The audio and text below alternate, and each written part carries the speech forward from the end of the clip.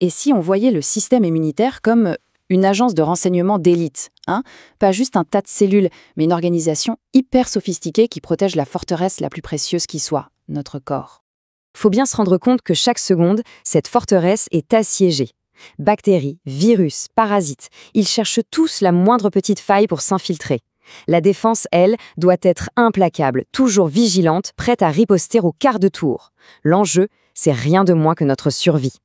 Mais alors, la grande question c'est, comment le système fait la différence? Parce que sonner l'alarme générale, ça ne suffit pas. Il faut savoir précisément qui on combat pour choisir les bonnes armes. Comment est-ce qu'on passe de la simple détection d'un intrus à une contre-attaque chirurgicale? Pour piger ça, il faut savoir que le corps a 2 lignes de défense. D'abord, on a l'immunité innée. Elle est super rapide, générale, mais elle n'a aucune mémoire. C'est l'intervention d'urgence, en quelque sorte. Et puis, il y a l'immunité spécifique, bien plus lente, mais d'une précision redoutable, et elle se souvient des ennemis. La vraie question, c'est comment la première alarme, la rapide, déclenche la seconde, la lente et spécifique. Il faut bien un pont entre les deux. Ce pont, eh bien, cette connexion vitale, tout commence par une seule chose, la détection. Un agent doit identifier la menace et faire remonter l'info, et c'est précisément là que notre histoire commence. Cet agent a un nom, c'est la cellule présentatrice d'antigènes, ou CPA. Son rôle est juste fondamental. Elle ne fait pas que neutraliser l'ennemi, non. Elle en prélève un échantillon, une sorte de pièce d'identité, et elle va la rapporter au quartier général pour organiser la riposte parfaite.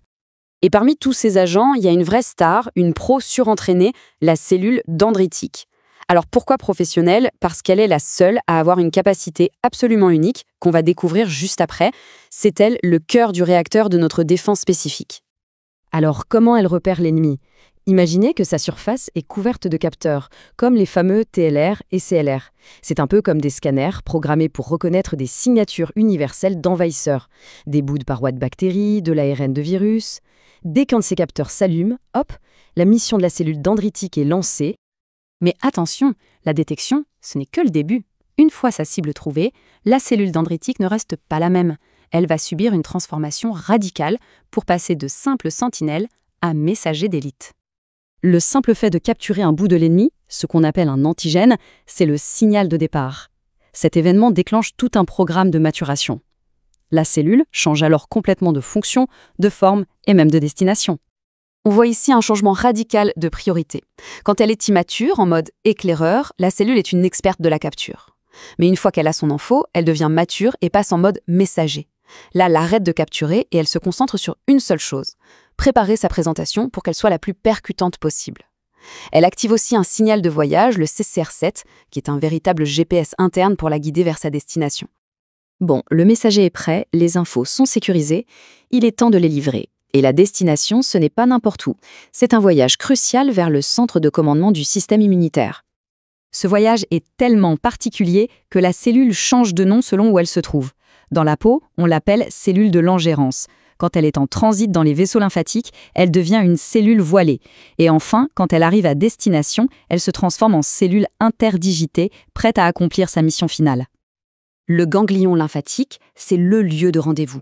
C'est le QG où les agents de terrain, comme notre cellule dendritique, viennent briefer les forces spéciales, les lymphocytes T, qui, eux, attendent patiemment leurs ordres de mission. On arrive au moment décisif. Le messager est là. Les informations sont prêtes. C'est maintenant que l'alarme générale va se transformer en une attaque ciblée et dévastatrice. Et là, sa mission est d'une précision folle. Dans le ganglion, il y a des millions de lymphocytes T naïfs, c'est-à-dire qui n'ont jamais combattu, et chacun a sa propre spécialité. La cellule dendritique doit trouver l'unique lymphocyte dont le récepteur correspond parfaitement à l'antigène qu'elle transporte. C'est littéralement chercher une aiguille dans une botte de foin à l'échelle cellulaire. Cette activation se passe en 3 étapes, un peu comme une poignée de main super sécurisée. D'abord, étape 1, la présentation de l'antigène. Étape 2, la reconnaissance par le bon lymphocyte T. Mais ça ne suffit pas. Pour être sûr de ne pas faire d'erreur, il faut l'étape 3. La cellule dendritique doit fournir un dernier signal, la co-stimulation. C'est un peu comme si elle disait « Confirmation, c'est bien un ennemi, vous avez le feu vert, lancez l'attaque ». Sans ce signal, le lymphocyte T reste inactif. Et voilà ce qui la rend si spéciale.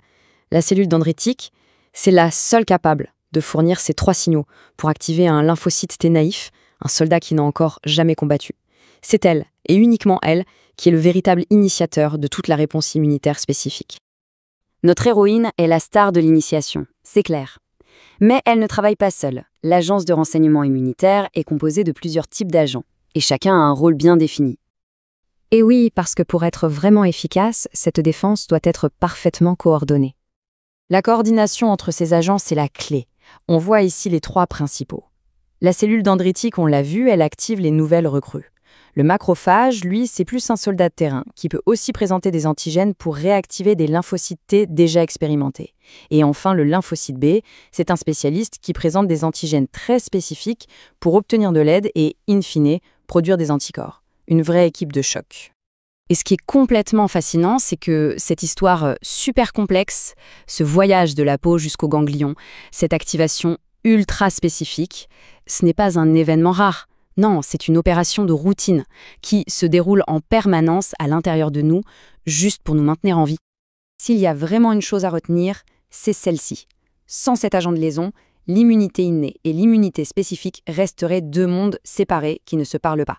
La cellule dendritique, c'est le véritable chef d'orchestre qui transforme la simple détection d'une menace en la création d'une armée sur mesure pour l'anéantir. Ça nous laisse avec une question assez vertigineuse. Si une seule cellule peut orchestrer une défense aussi complexe, qu'est-ce que ça dit des milliers d'autres processus et des autres héros cellulaires qui travaillent sans relâche, dans l'ombre, pour nous protéger à cet instant même? Le monde à l'intérieur de nous est vraiment extraordinaire.